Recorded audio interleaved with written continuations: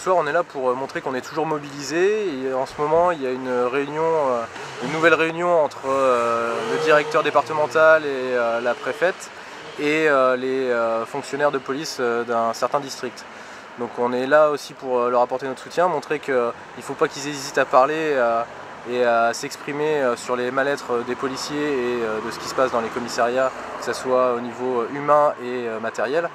Et ensuite on est là pour montrer aussi qu'il ne faut pas cesser de se mobiliser. Donc que ce soit en service ou hors service, il y a toujours des collègues qui sont là et qui veulent que le mouvement continue malgré les propositions qui ont été faites par Monsieur le ministre.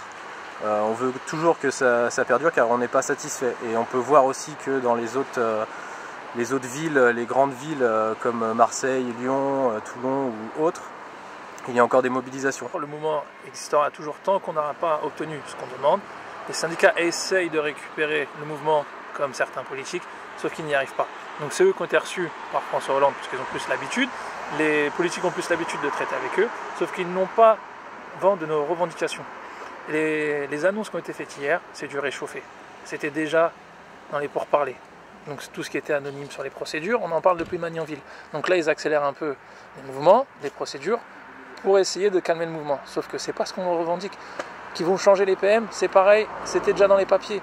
Donc tout ça, on le savait, c'était en cours. Donc là, ils nous demandent un peu de poudre aux yeux pour essayer de calmer le mouvement. Sauf que c'est pas ce qu'on a demandé.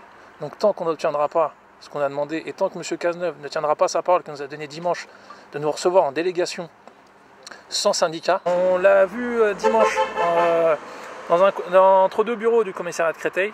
Il nous a dit qu'il n'avait pas trop le temps de nous recevoir, il nous a quand même accordé 10 minutes. Il nous a donné sa parole comme quoi qu'il allait nous recevoir en délégation, sans syndicat. Juste les collègues du mouvement. Donc nous, on a fait un appel à tous les mouvements de nous donner leurs revendications. Et on attend que M. Cazeneuve tienne sa parole et qu'il nous donne ce fameux rendez-vous. Tant que ce fameux rendez-vous ne sera pas établi, le mouvement continuera. Tant que nos revendications ne seront pas entendues, on continuera. La plupart des collègues ont désavoué les syndicats et ne leur font plus confiance du tout. Donc ils restent porte-parole privilégié avec le ministère. Le problème, c'est que à chaque fois, il n'y a aucune délégation qui ne peut être témoin de ça. Et on a l'impression qu'en fait, ils restent avec le ministère entre eux pour justement s'accorder et essayer de nous satisfaire avec le plus bas, avec le minimum. Et malheureusement, il n'y a aucun de nous qui n'a pu vérifier si justement il n'y avait pas d'autres possibilités. Parce que nous, ce qu'on réclame, ce n'est pas non plus infaisable. Je pense qu'il devrait justement plus nous écouter et voir toutes les revendications. Je pense que le mouvement, au départ, il part quand même d'un événement tragique. Et la première revendication quand même qui ressortait des collègues, c'était de penser d'abord à Vincent et Jenny. Et ça, j'ai l'impression que les syndicats l'ont oublié, car ils n'en ont même pas parlé dans les documents qu'ils ont publiés, alors que justement ça avait été signalé à tout le monde que c'était la première revendication. Donc là déjà les syndicats, on voit qu'ils essayent de s'accaparer les acquis, mais ils ne pensent même pas à le côté humain qui fait qu'on est tous réunis aujourd'hui. C'est parce que c'est la famille police, on ne touche pas un policier, on est tous ensemble, c'est nos frères. Donc maintenant, à un moment donné, il faut d'abord penser aussi à l'humain.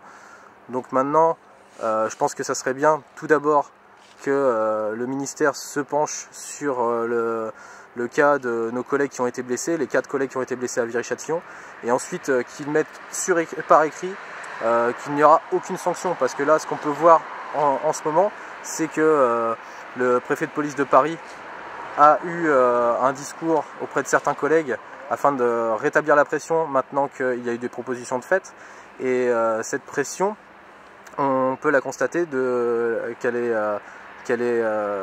devenue nationale, c'est-à-dire que tous les directeurs et tous les commissaires commencent à mettre la pression sur les collègues et à les menacer de sanctions. On reçoit beaucoup de messages parce que forcément on est policier, on a tous été mutés à différents endroits et du coup on peut quand même avoir des contacts avec beaucoup de collègues de France qu'on a côtoyés dans nos commissariats.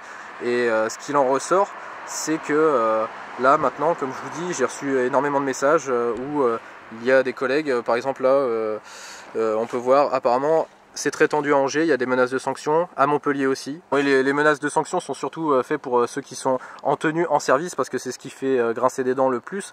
Mais le problème, c'est que justement, ils ne se rendent pas compte que le premier coup de gueule a été donné, mais que à force de menacer de sanctions, ça va continuer. Et que maintenant il faut arrêter de menacer et il faut écouter. Parce que là c'est bien beau de venir faire des réunions et d'écouter les collègues, mais on se rend compte qu'en fait c'est juste pour nous apaiser, pour nous calmer, pour nous canaliser sur ce qu'on a à dire sur le plan local, mais on ne traite pas le fond du problème.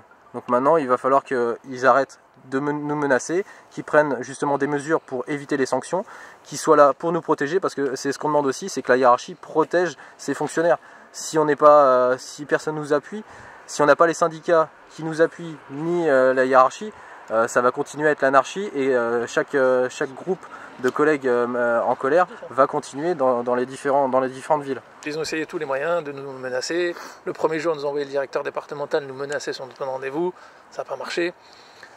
Dans tous les sondages, on fait entre 80 et 91% d'opinion favorable de la population. Au niveau image police, on est à 84% d'opinion favorable d'avoir une belle image. Ils sont dépassés. Le problème, c'est qu'ils se sont dit sur plusieurs rassemblements, ça va peut-être déborder. Il n'y a eu aucun débordement. On est quand même des fonctionnaires de police, on sait ce qu'on représente. Donc on manifeste, certes, pacifiquement. Voilà, on n'est pas des délinquants. On est tous à visage découvert sur les manifestations. Il n'y a pas de cagoule, il n'y a rien. Parce qu'on essaie de nous coller comme image de la cagoule. On essaie de nous coller une image du Front National.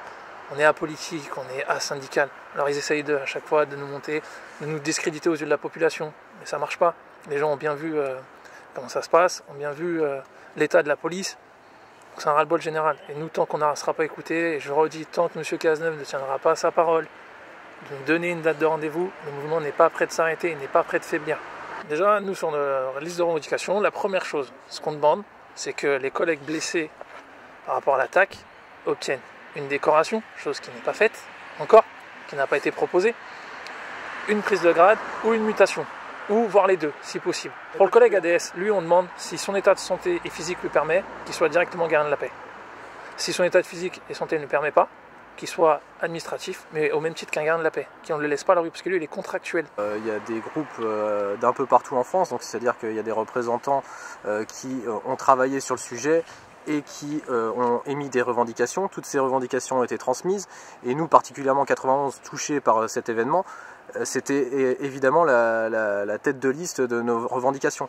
Après, il faut savoir que les revendications, on les a étudiées, on ne connaît pas tous les budgets et on n'a pas l'habitude de gérer tout ce qui est sur le plan financier, mais on n'a pas l'habitude non plus de gérer tout ce qui est négociation. Et moi, je pense qu'il y a quand même eu dans ce gouvernement des choses qui ont été utilisées comme le 49.3, et si il faut qu'on passe par là, nous, on peut faire notre propre 49.3, c'est-à-dire que s'ils ne veulent pas écouter que ce soit toutes les revendications qui sont transmises, on peut faire exactement la même chose. Hein, le gouvernement, il n'a pas respecté le peuple, donc pourquoi nous, on le respecterait alors qu'en fait, il continue de nous prendre pour des ânes. Il a déclaré pour la presse publique 250 millions d'euros, mais en fait sur ces 250, ce que je disais, il y a 150 millions qui sont réservés au plan BAC de cette année, et les 100 millions, c'est en fait ceux qui entament le budget de l'année prochaine.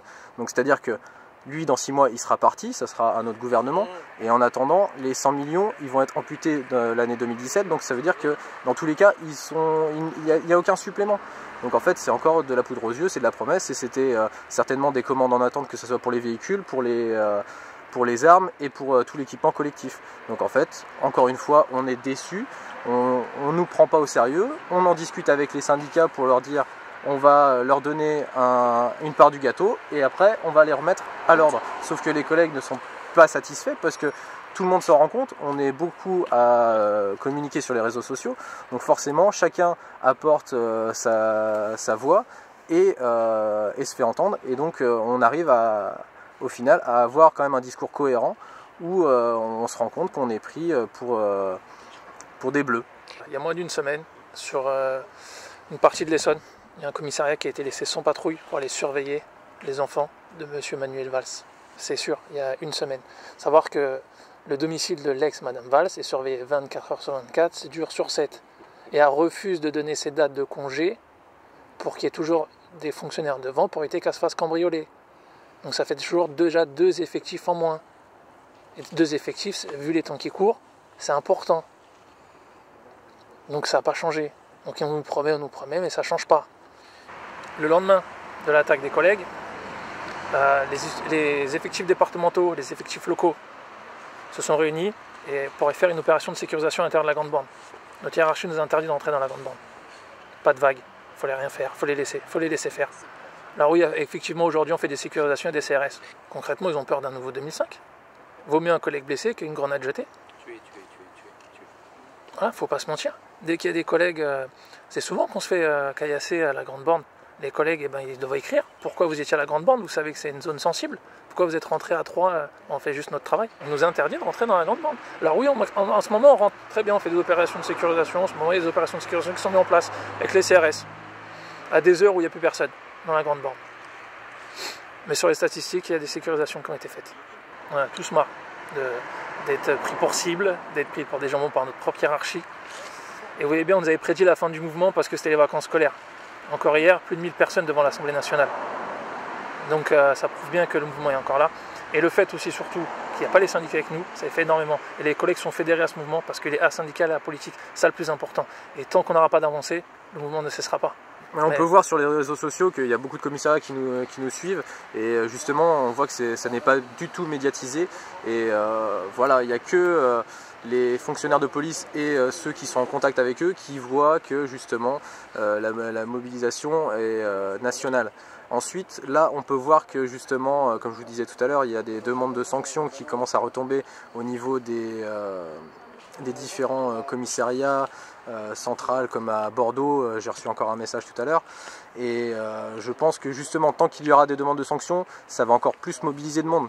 Ils essayent de nous décourager. Ça fait déjà de nombreuses années qu'à chaque fois, on nous parle de sanctions et que du coup, les collègues rentrent dans le rang. Mais il y a un élan de solidarité, il y a la famille police qui s'est retrouvée et je pense qu'elle ne lâchera rien. Donc maintenant, je pense que tous les collègues de France vont se mobiliser encore plus et tant qu'on n'aura pas été entendu et tant que justement ils vont parler de sanctions, les collègues se rebelleront. Et il y a d'autres moyens d'action. Vous savez, au niveau statistique, pour que les patrons touchent leurs primes, il faut qu'il y ait un maximum de présence sur le terrain. Il suffit juste de se mettre en pause en position d'attente ou en rédaction administrative ou dans les locaux. Et voilà. Et ça, c'est une forme de revendication. Ça fait baisser les statistiques, ça fait baisser le taux de présence des fonctionnaires de police sur le terrain. C'est employé depuis le début, mais ça, c'est pareil, on n'en parle pas. Voilà. Parce que c'est pas bien d'en parler qu'il y a un taux de présence très faible des fonctionnaires de police sur le terrain. Mais si, depuis le début, c'est aussi dans le mouvement depuis le début. Et sur chaque rassemblement qu'il y a eu, on laisse toujours une patrouille de police par commissariat pour que toutes les missions de police 17 soient effectuées dans les délais les plus rapides possibles. Mais dans certains quartiers, des fois, on ne peut pas y aller. On est obligé d'attendre un quart d'heure dans tout le département pour entrer dans certains quartiers. Et c'est pas nous, c'est la hiérarchie qui nous dit d'attendre. Donc nous, on le fait correctement. Tout ce qui est notre mouvement est fait correctement pour pas que la population en pâtisse au minimum.